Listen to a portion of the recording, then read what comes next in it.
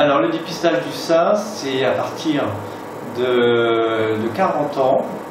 Ce qui est le mieux, c'est 40 ans, parce que dans la plupart des cas, notamment le dépistage organisé, c'est de 50 ans à 73 ans. Mais de plus en plus, les gynécologues conseillent à leurs patients de débuter le dépistage à partir plutôt de 40 ans.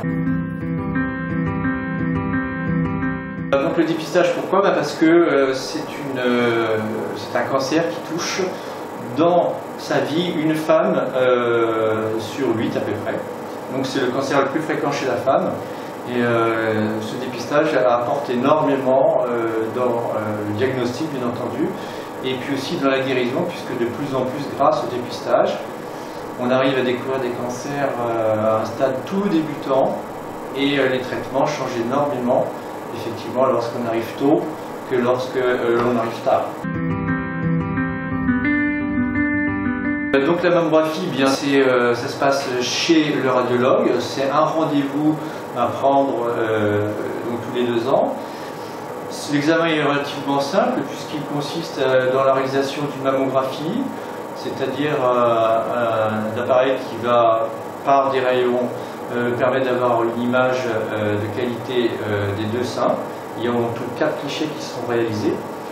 Et puis de manière assez systématique ici, on réalise l'échographie en complément pour justement surseoir aux éventuelles anomalies qui se cacheraient malgré tout et malgré la mammographie. Donc l'examen le plus important, c'est la mammographie, mais l'échographie est relativement indispensable pour avoir un examen le plus complet possible et s'assurer qu'il y ait ou qu'il n'y ait rien du tout au niveau du sein. Donc, voilà. Cette mammographie, il faut effectivement la réaliser tous les 2 ans. C'est un examen qui est simple. Alors, beaucoup de femmes viennent avec l'appréhension de se dire que ça risque de faire mal. Ça a été vrai pendant quelques temps, mais c'est vrai que de plus en plus, lorsque surtout la femme n'a pas déjà de douleur avant même de venir, ça se passe très très bien. On arrive à doser assez facilement la mammographie, la manière dont c'est pressé, et c'est vraiment un examen très simple et qui ne pose pas de soucis particuliers, y compris avec les prothèses. Donc la mammographie à l'étoile, nous avons 2 mammographes, c'est-à-dire 2 appareils qui permettent de faire donc, de la mammographie. Ils sont tous les 2 dotés de nouvelles technologies qui sont assez récentes, qui ont à peu près 2-3 ans, notamment la tomosynthèse, c'est ce qu'on appelle aussi la mammographie 3D, et qui permet de surseoir aux difficultés parfois de la mammographie, c'est-à-dire lorsque les seins sont très denses, on arrive à traverser les parties les plus denses du sein et donc à déceler si éventuellement il y avait des anomalies à l'intérieur de ces zones. Donc ça c'est ce qu'on appelle la tomosynthèse, et puis aussi on a une aide qui est aussi logicielle et qui est apparue avec l'intelligence artificielle, qui nous permet de nous aider lorsque la machine le pense utile, de trouver par exemple des petites calcifications qui pourraient être quelque chose d'embêtant, ou bien de petites anomalies de densité au niveau de la mammographie. Bon, en fait, avec l'expérience, on arrive quand même assez bien à se passer de cette partie-là, puisque ce qui compte, c'est bien sûr de bien interroger sa patiente et puis aussi de faire des bons clichés et de faire une échographie. Une fois qu'on a réalisé tout ça, les choses sont relativement simples.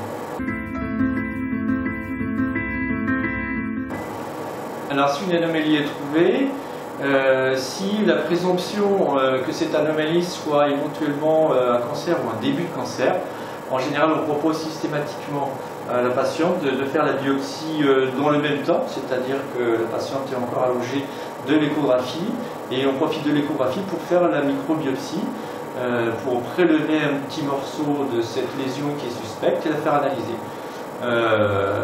Ça c'est la microbiopsie. Il y a aussi un autre procédé qu'on appelle la macrobiopsie et qui elle va être véritablement faite de manière décalée par rapport à l'examen, c'est-à-dire qu'il faut organiser un rendez-vous qui dure un peu plus longtemps parce qu'il s'agit en général de calcifications qui sont vues à la mammographie, et ces calcifications lorsqu'elles sont vues à la mammographie ne sont pas toujours en échographie, donc on n'a pas de cible pour faire la biopsie tout de suite en échographie, donc on est obligé de le faire sur une table dédiée, une table qui permet de faire des prélèvements avec un ciblage grâce au rayon X comme pour faire la mammographie.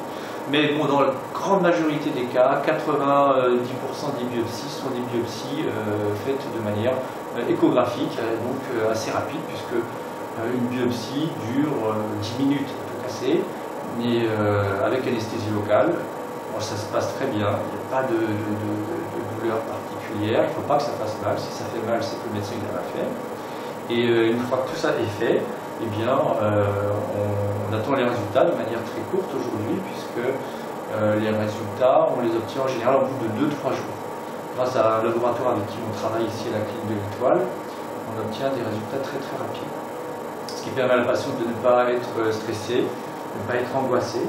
Et lorsqu'on propose du reste à la patiente, lorsqu'on découvre une petite anomalie, de faire la biopsie immédiatement, donc 95% des cas, voire plus, les patientes sont d'accord, parce que effectivement, quand on leur explique que le mieux c'est de le faire au plus vite possible, pas parce qu'il y a quelque chose, mais simplement parce que ça génère de l'angoisse, et cette angoisse, elle est très pathogène pour la patiente, et puis pour la famille aussi, parce que ça ne sert à rien d'attendre quand on peut aller vite. Voilà. Donc voilà ce que l'on peut faire actuellement en mammographie, en dépistage, et puis les biopsies.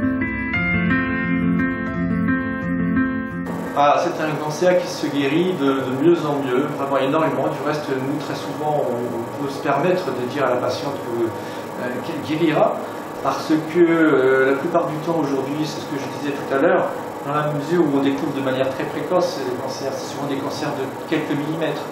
Le traitement est beaucoup plus simple que ça a pu l'être il y a 30-40 ans. Il y a 30-40 ans, il y avait d'abord beaucoup moins de traitements lourds, et puis c'était la radiothérapie à haute dose. Aujourd'hui, tout a été véritablement mis en œuvre, hiérarchisé de façon à ce que, suivant le type de lésion, on puisse avoir les meilleurs traitements possibles. Mais nous, tous les jours, on revoit de nos patientes qui ont eu des traitements chimiothérapiques même, ou des traitements simples radiothérapiques avec la chirurgie, et ça se passe très très bien, il n'y a pas de soucis particuliers, elles évoluent vraiment favorablement, et puis elles sont contentes que ça ait été découvert très tôt, justement pour leur éviter des traitements un peu plus conséquents. Donc c'est vraiment quelque chose qu'on dirait réellement à toutes les patientes à partir du moment où c'est quelque chose qui a été pris très tôt, qu'elles vont guérir. Et ça c'est vrai.